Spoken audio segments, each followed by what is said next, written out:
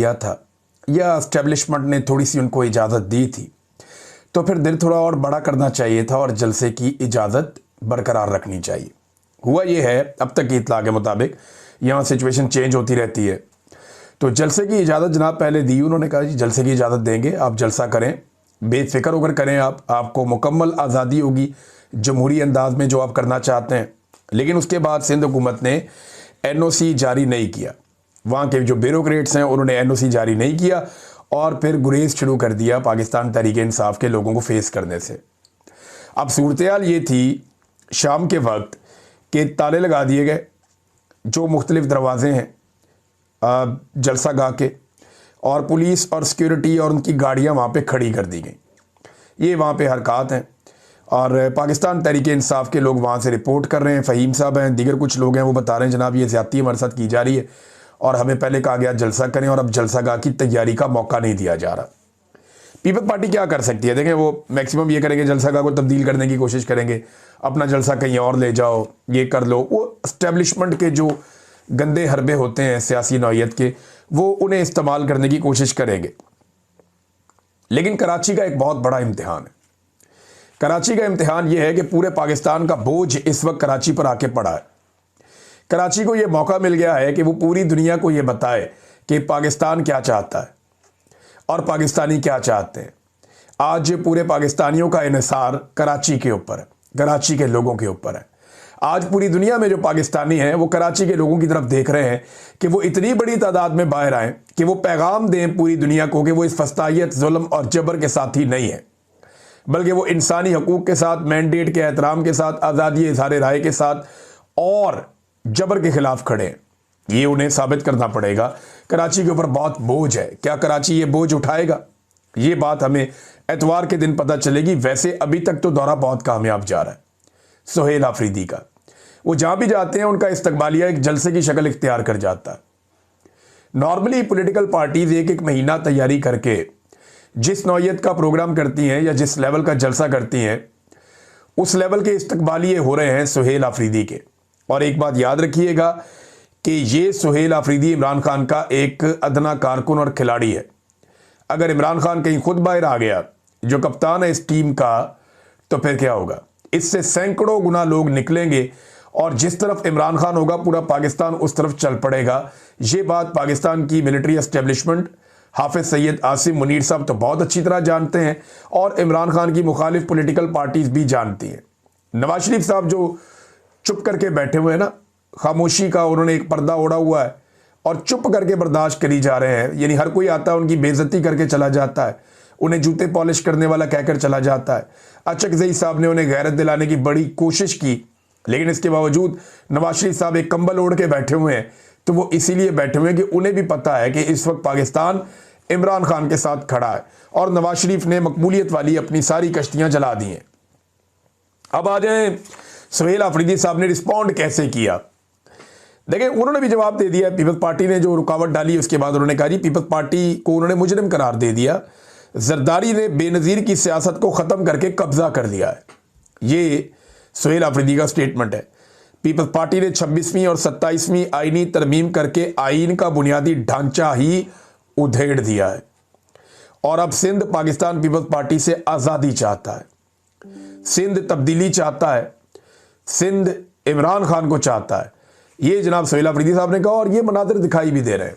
जब वो कराची से हैदराबाद की तरफ गए तो जिस तरीके से लोगों ने उनका इस्तकबाल किया, जिस तरीके से जगह जगह लोगों की बहुत बड़ी तादाद खड़ी थी, अलग अलग पॉलिटिकल पार्टीज़ के लोग भी आए जो इत्तेहादियों के तौर पे साथ देना चाहते हैं, पाकिस्तान तहरीक-ए-इंसाफ के साथ चलना चाहते हैं, वो भी बड़ी तादाद में आए। लेकिन पाकिस्तान तहरीक-ए-इंसाफ और इमरान खान साहब के कारकुन सबसे बड़ी तादाद में थे। अब अगर इमरान खान बाहर आ गया ना, तो ये मनाजिर और ये तस्वीर खौफजदा करने के लिए काफ़ी है कि इमरान खान बाहर आ गए तो क्या होगा। इस्तकबाल के नाम के ऊपर जो है वो पूरे पूरे जलसे हो रहे हैं और ये हम सबको दिखाई भी दे रहे हैं। नाज़रीन, पाकिस्तान तहरीक-ए-इंसाफ जो है ना वो सिंध से ज़्यादा तगड़ी पंजाब में और खैबर पख्तूनख्वा में है। मेरा आज भी ये मानना है कि पाकिस्तान तहरीक-ए-इंसाफ का सबसे ज़्यादा वोटर और सपोर्टर या इमरान खान के नज़रिए का सबसे ज़्यादा फॉलोअर पंजाब में है, उसके बाद खैबर पख्तूनख्वा में है। पंजाब में पाकिस्तान की मिलिट्री एस्टेब्लिशमेंट ने नून लीग के साथ मिलकर पूरी कोशिश की कि एक जाली हुकूमत बना दी जाए, क्योंकि अगर पंजाब में भी पाकिस्तान तहरीक इंसाफ को अपनी हुकूमत बनाने दी जाती तो फिर वफाक में भी पाकिस्तान तहरीक इंसाफ ही होती और फिर हाफिज सैयद आसिम मुनीर साहब का और कुछ और लोगों का कोई मुस्तकबिल ना होता। उन्हें इस बात का खदशा है और इसी बिना के ऊपर पंजाब के अंदर एक जाली हुकूमत बनाई गई। मेरा आज भी ये मानना है कि पंजाब में पाकिस्तान तहरीक इंसाफ और इमरान खान की मकबूलियत ज़्यादा है और खैबर पख्तूनख्वा में उसके बाद है। लेकिन खैबर पख्तूनख्वा में आप ताकत देख लें और सिंध के अंदर आप देखें कि ज़रा सा मार्जिन मिला है सुहेल आफरीदी को और उस मार्जिन का फ़ायदा उन्होंने कैसे उठाया कि उन्होंने जलसा रख लिया इतने शॉर्ट नोटिस पे कि 2 दिन में जलसा होगा। ये कोई महीना 2 महीने 4 महीने पहले जलसा नहीं रखा, ये तो कराची का दौरा ही 10 दिन पहले डिसाइड हुआ था और कराची आने पर उन्होंने डिसाइड किया कि भी थोड़ा सा माहौल बन रहा है, जलसा कर लेते हैं, इतने लोग हैं तो जलसा करवाओ। ये मैंने अपने वीलॉग में पहली दफ़ा ये बात की थी कि जलसा ही करवा देना चाहिए अगर माहौल खुल रहा है तो अब वो इतने शॉर्ट नोटिस के ऊपर जलसा कर रहे हैं और हर तरफ जलसे की बातें हो रही हैं।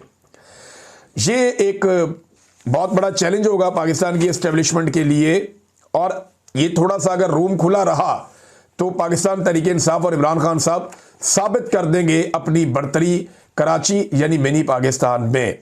पेशावर में एक बड़ा कामयाब यूथ कन्वेंशन हुआ है, पीटीआई हर तरफ से अब काम कर रही है। पंजाब में एक्टिविटीज़ तेज़ हो गई है, जो पेशावर है वहाँ पे एक्टिविटीज़ चल रही हैं, मलाकंड में एक्टिविटीज़ चल रही हैं, हमारे कबायली इलाका जात जो है वहाँ पे एक्टिविटीज़ चल रही हैं। तो पेशावर में एक बड़ा कामयाब इंसाफ यूथ विंग कन्वेंशन भी हुआ और ये तैयारियां हैं स्ट्रीट मूवमेंट की जिन्हें इमरान खान साहब ने कहा है। देखिए ये जल्दबाजी नहीं करनी चाहिए, इसकी तैयारी करें, भरपूर तैयारी करें, पूरे पाकिस्तान को इसके लिए तैयार करें, चाहे 2 4 5 महीने लग जाए, लेकिन जिस वक्त ये स्ट्रीट मूवमेंट शुरू हो उस वक्त फिर ये हुकूमत घर ही जाएगी, दूसरा रास्ता कोई नहीं होगा।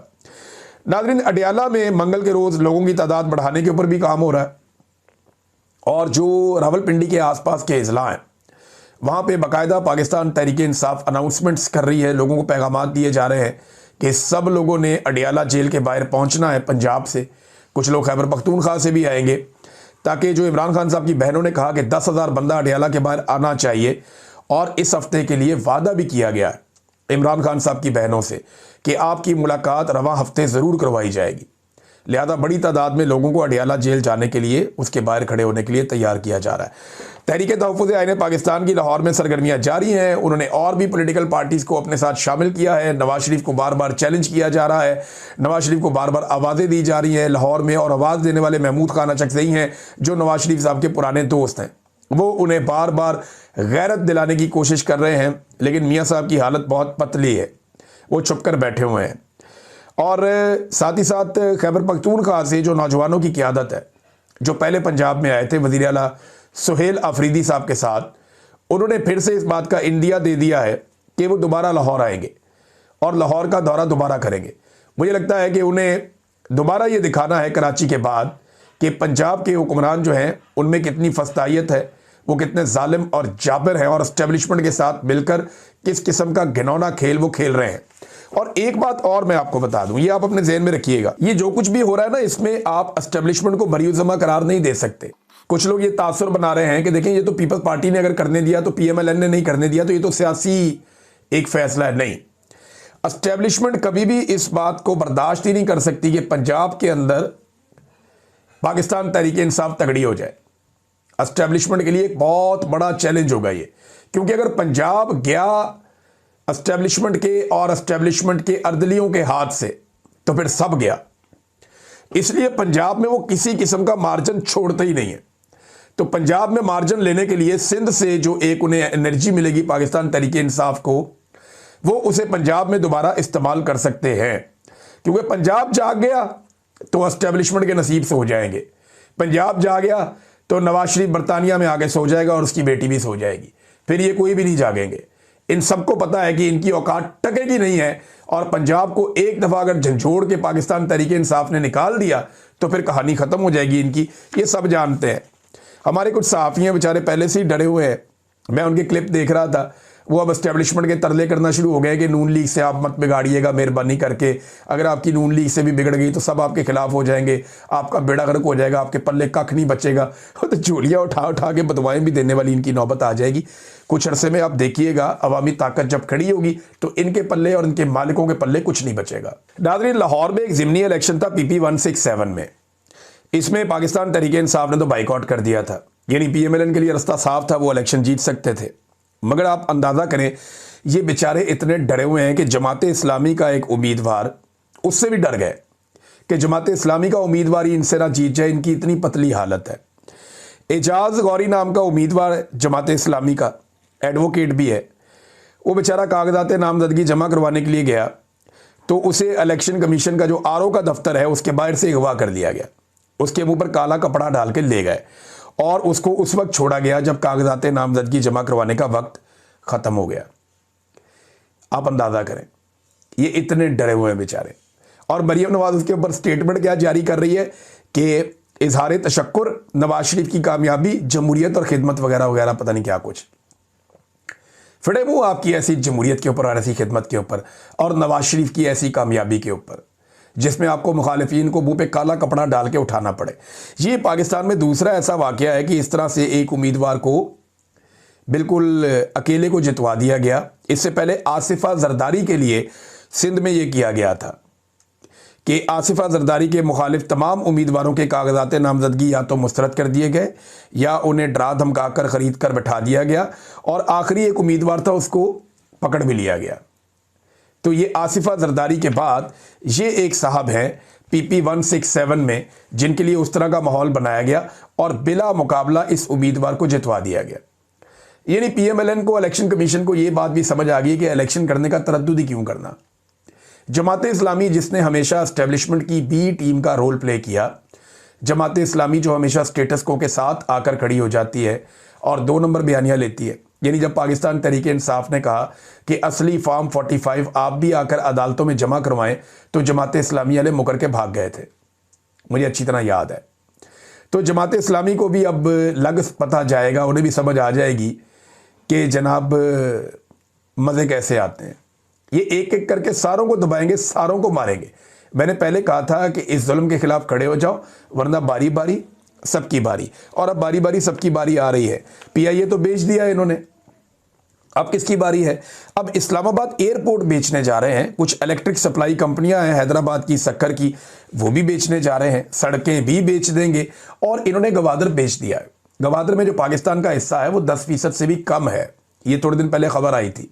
और चाइना के कंट्रोल में गवादर चला जाएगा अगर पाकिस्तान ने अपने वादे पूरे ना किए।